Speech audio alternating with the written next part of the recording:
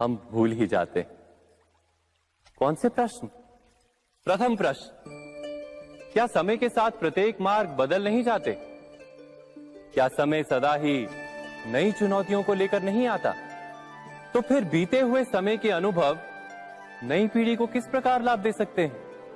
दूसरा प्रश्न, क्या प्रत्येक संतान अपने माता पिता की छवि होता है? हाँ, संतानों को संस्कार तो अवश्य माता पिता देते हैं, किंतु भीतर की क्षमता तो ईश्वर देते हैं। तो जिस मार्ग पर पिता को सफलता मिली है, विश्वास है कि उसी मार्ग पर उसकी संतानों को भी सफलता और सुख प्राप्त होगा। तीसरा प्रश्न, क्या जीवन के संघर्ष और चुनौतियां लाभकारी नहीं होती? क्या प्रत्येक नया प्रश्न एक नए उत्तर का द्वार नहीं खोलता?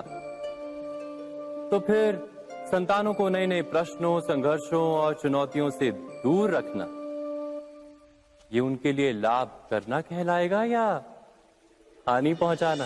अर्थात जिस प्रकार संतान के भविष्य का निर्माण करने के बदले उसके चरित्र का निर्माण करना श्रेष्ठ है, वैसे ही संतानों के जीवन का मार्ग निश्चित करने के बदले उन्हें नए संघर्षों के साथ जूझने के लिए मनोबल व ज्ञान देना अधिक लाभदायक नहीं होगा?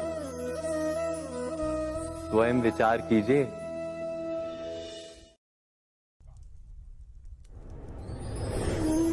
पूर्वजों की इच्छा, आशा, महत्वाकांक्षा, क्रोध, बैर, प्रतिशोध, यही सब आने वाली पीढ़ी की धरोहर बनते हैं। माता पिता अपनी संतानों को देना तो चाहते हैं समस्त विश्व का सुख, पर देते हैं अपनी पीड़ाओं की संपत्ति। देना चाहते हैं अमृत, पर साथ ही साथ विष का घड़ा भी भर देते हैं। आप विचार कीजिए, आपने अपनी संतानों को क्या दिया आज तक? अवश्य प्रेम, ज्ञान, संपत्ति आदि दिए, पर क्या साथ ही साथ उनके मन को मैल से भर देने वाले पूर्व ग्रह नहीं दिए? अच्छे बुरे की पूर्व निर्धारित व्याख्याएं नहीं दी? व्यक्ति का व्यक्ति के साथ, समाजों का समाजों के साथ, राष्ट्र का राष्ट्र के साथ संघर्ष क्या इन्हीं पूर्व ग्रहों से निर्मित नहीं होते? हत्या, मृत्यु, रक्तपात क्या इन्हीं पूर्व ग्रहों से नहीं जन्मते? अर्थात माता पिता अपनी संतानों को जन्म के साथ मृत्यु का दान भी देते हैं। प्रेम के प्रकाश के साथ साथ घृणा का अंधकार भी देते हैं, और अंधकार मन का, हृदय का हो या वास्तविक हो, उससे केवल भय प्राप्त होता है, केवल भय।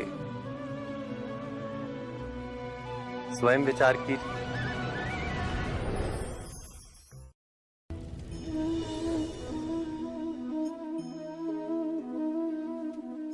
मनुष्य का स्वभाव है कि वो स्वयं को, अपने परिवार को, अपनी संतानों को अधिकतम सुख प्राप्त हो, ऐसी इच्छा रखता है। इसी कारण से हम सदा श्रम और कष्ट से अंतर रखते हैं, विश्राम और सुविधाओं को बढ़ाने का प्रयास करते हैं। स्वयं अपने जीवन का विचार कीजिए, क्या ये सत्य नहीं कि हम अपनी संतानों के लिए सदा ही विश्राम और सुविधा का आयोजन करते हैं?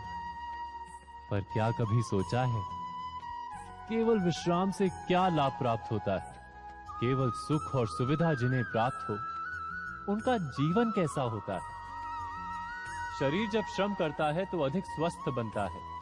बुद्धि भी जब कठिन चुनौतियों का सामना करती है तो अधिक तेजस्वी बनती है। ये हम सबका अनुभव है, पर हम शायद ये भूल जाते हैं कि मन और आत्मा को जब कठिनाइयां प्राप्त होती हैं, तब वे भी अधिक बलवान होती हैं। अर्थात जब भी हम अपनी संतानों को श्रम और दुख से दूर रखने का प्रयास करते हैं, क्या वास्तव में उनके सुख का मार्ग बंद नहीं कर देते? स्वयं